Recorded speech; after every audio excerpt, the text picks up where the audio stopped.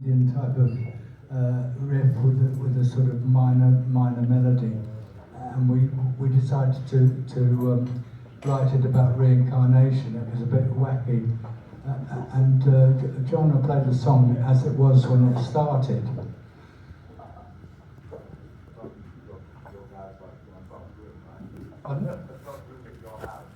Yeah, we did it.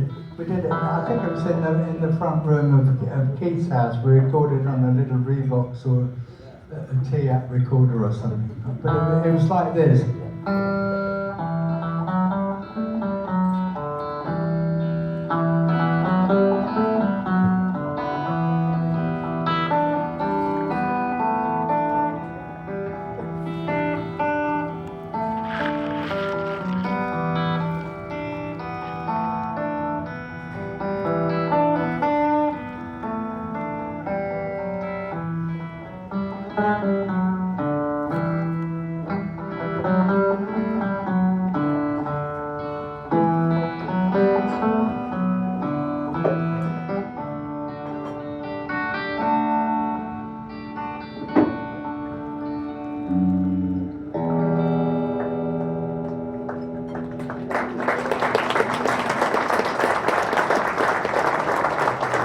So Keith and I called it Happenings 10 years time ago, and we presented it to the band, and we all said let's go for it.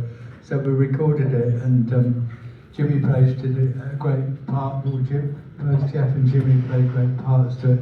Jimmy Page did a riff to it, which was like this that he made up.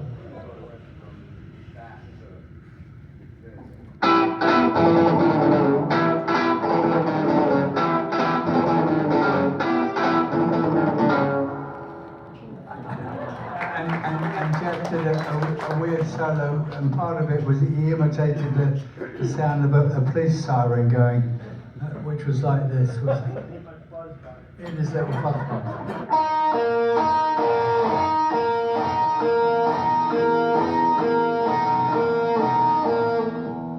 So we'll play it later on. We'll play it later on, but so we recorded it, Happenings 10 years time ago. We had John Paul Jones actually play bass on it, and it was a great record, but it was a terrible flop. and it was different to all the other songs we had. You know, it didn't really go anywhere in the charts, maybe up to number 50 or something or other. But it did all right in the end because it became like a cult classic. And it was voted, I think about 20 years ago, it was voted Psychedelic UK Single of All Time by Record Collector. So it wasn't too bad. So then it was decided to go back to the US, and with this record, you know, happening 10 years time ago. And they said, oh, we should play a tour where you're playing to thousands and thousands of people, many people. So we did this tour called the Caravan of Stars, and it was all organised by a DJ called Dick Clark. I think he was a DJ, wasn't he? Or was he a promoter? He was a promoter as well. And we played with all these pop bands like Brian Hyland and Sam the Sham and the Pharaohs, and Gary Lewis and the Playboys, and we were playing things like that, Happenings 10 years time ago, and people were shouting out, "Oh, turn that guitar down!" And it was a really terrible experience. Anyway, we did the first show in a place called Corpus Christi in Texas, and after we played the set, we came off, and Jeff was really stressed, and he really lost his temper, and he smashed up his guitar, and he said, I'm going off to stay with my girlfriend in California. So we were left in Texas as a four-piece. We didn't know what to do. We had this big tour to do. But we managed to get through as a four-piece, and Jimmy Page played lead guitar, and so we did this very sort of unpleasant tour. Well, we got to the end of it, so it was pretty good. Anyway, we went back to London after that, and Yes, that bit was a Spinal Tap moment, but that's another story. But we went back to London after that, and I'm afraid to say, you know, we had to sack Jeff.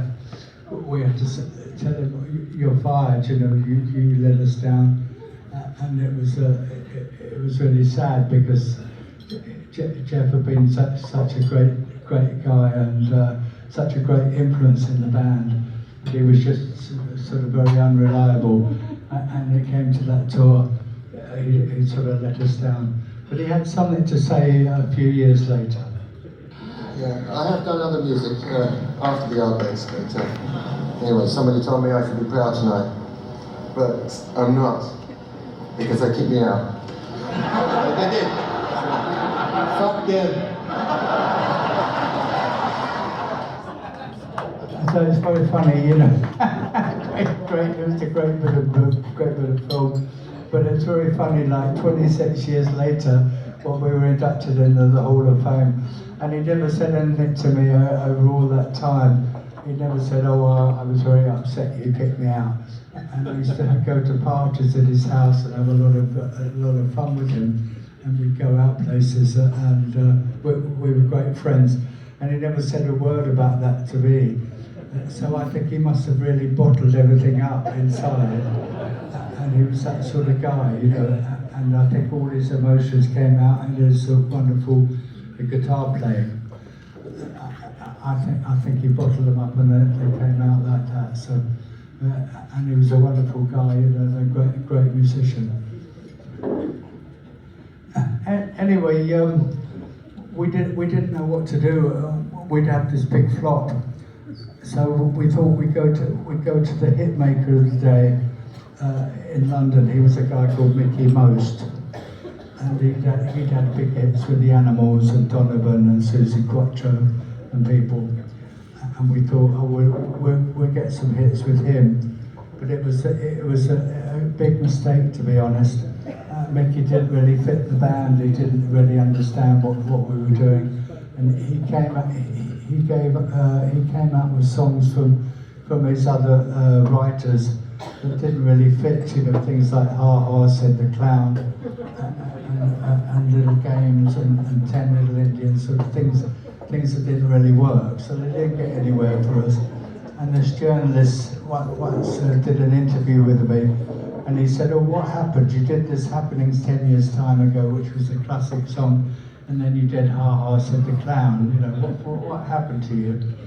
And it was very embarrassing. But one thing about Mickey, he did have a partner called Peter Grant, an ex-wrestler, an ex-tour manager, and he became our manager. First of all, managed with Simon, and then he became our soul manager. And of course, he went on to be a great manager with Led Zeppelin. He was one of the real characters in the business.